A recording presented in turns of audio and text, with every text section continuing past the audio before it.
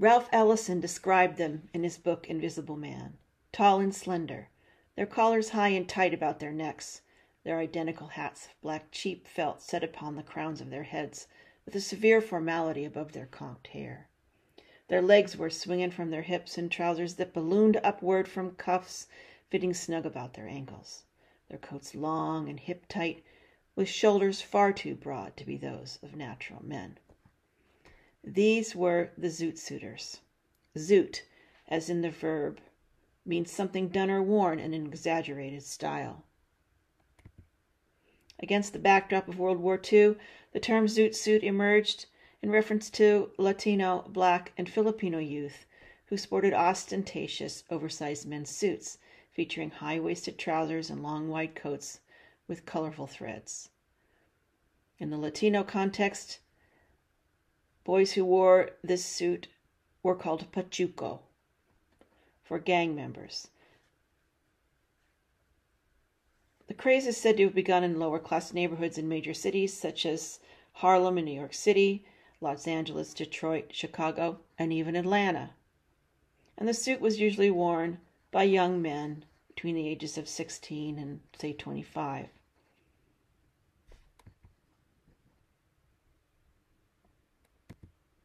There were also women Zoot Suiters, particularly in the Latino context.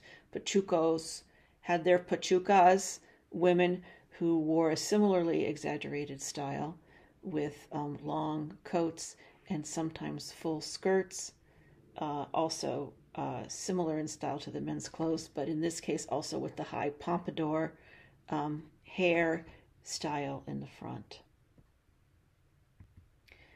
Everything was exaggerated in the Zoot Suit, from the V-knot tie, the zoot chain, the tight collar, the wide flat hat, the Dutch-type shoes.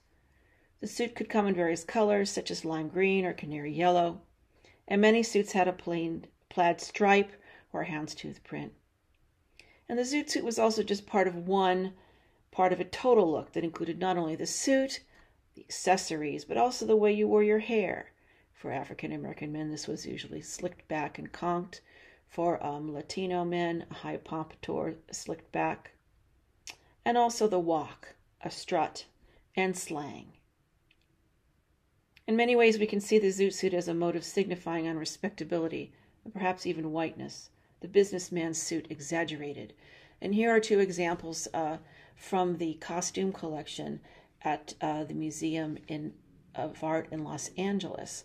The one on the left is specifically a surviving Zoot Suit from the period, and you can see the way in which the voluminous sleeves and pants, the use of the stripe in multiple directions, the style of the hat. These were all very specific to the Zoot Suit style. Now, Stuart Cosgrove, among others, has described the Zoot Suit as an emblem of ethnicity and a way of negotiating an identity. For young Latino and African American men in particular, the Zoot Suit was a way of negotiating an identity that was unique, that was an assertion of self in the face of discrimination and marginalization. The Zoot Suit was also a kind of signifying practice. It was simultaneously the garb of victim and an attacker, the persecutor and the persecuted. The sinister clown or grotesque dandy. The suit was both empowering and also on some level just transgressive of race relations. And it's probably no accident that both Cesar Chavez, pictured on the left, and Malcolm X, pictured on the right, were Zoot Suiters in their teens. Thus, we can link the Zoot Suit to a larger political consciousness that was a refusal, a subcultural gesture that refused to concede to the manners of racial subservience, but rather asserted a self dramatically. And here's some more examples of pachucos in Los Angeles. Again, you see, the very similar big coat, long, tight in the hips, broad in the shoulders, voluminous pants, and then in the case of the left, the wide flat hat. Now, The Zoot Suit was transgressive not only because it asserted a kind of flamboyant sense of self in the face of racial segregation and disenfranchisement. It was also, quite frankly, during World War II, politically incorrect, because the quantity of fabric needed for the suit challenged War Production Board rationing of fabric for clothing. A rationing order was put into place in the U.S. in 1942 in March, and the order placed restrictions on everything from nylon, soap, milk, and the amount of fabric used in certain outfits, especially suits. So the U.S. Government War Production Board issued a regulation L85 that would limit the length of the suit jacket, the number of pleats, the number of pockets and pocket flaps, cuffs, and a vest would no longer be part of the suit. Purchasing and wearing a zoot suit was then un-American. And here we see in these two political cartoons that being made clear. On the left, we have the zoot suiter who has taken an unwarranted deferment and not been drafted. He thinks it, quote, doesn't apply to him, right? So we see him loafing in the city instead of signing up to fight in the war. And on the right here, we have Japanese Emperor Hitler and Mussolini all dressed in zoot suits, making that anti-American, anti-patriotic association very overt. In one case, a fact-finding investigation headed by Attorney General Robert Kenney and another sponsored by State Senator Jack B. Tunney were undertaken to determine if Zoot Suit riots were actually sponsored by Nazi agencies. So you can see here in the context of wartime politics, flouting the rationing distinction was considered un-American. So we see the refusal is a kind of doubled.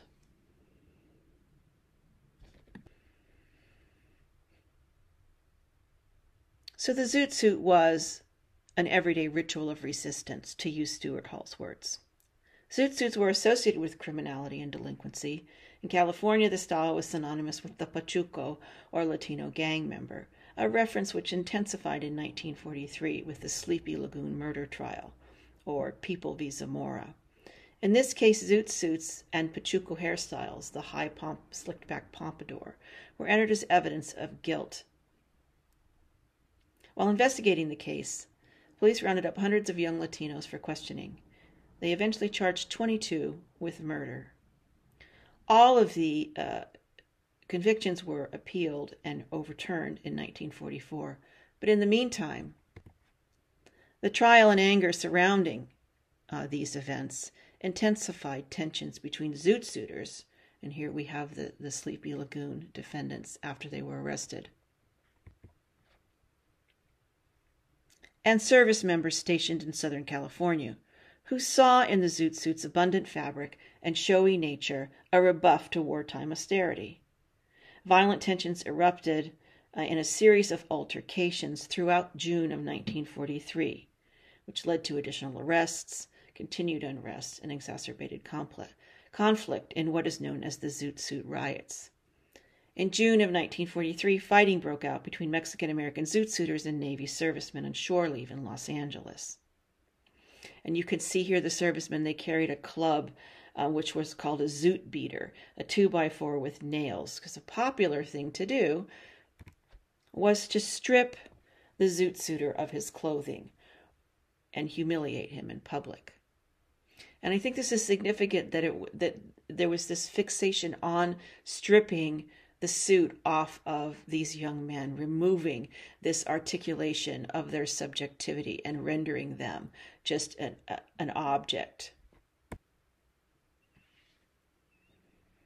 And here we see several young Latino guys who had their clothing actually shredded with these Zoot beaters. So in some cases, young men were stripped. In other cases, they ripped their clothing or shredded their clothing into fragments.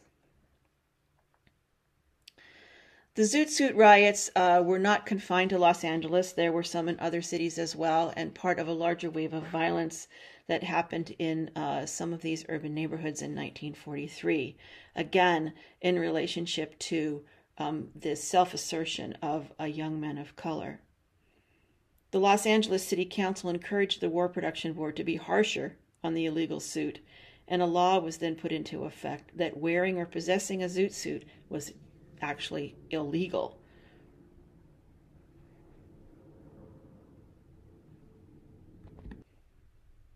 Subsequent studies about this 10-day of riots concluded that most of the youths who were beaten and arrested were Mexican American or African American.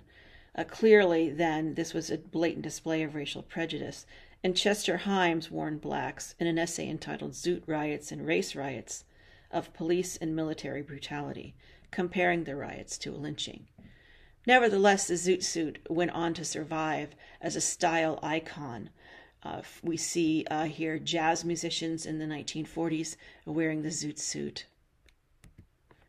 And the zoot suit and the Pachuco culture of which it was a part were immortalized in the Louis Valdez play Zoot Suit, which premiered in the 1980s, cementing the style's place in Latino cultural memory.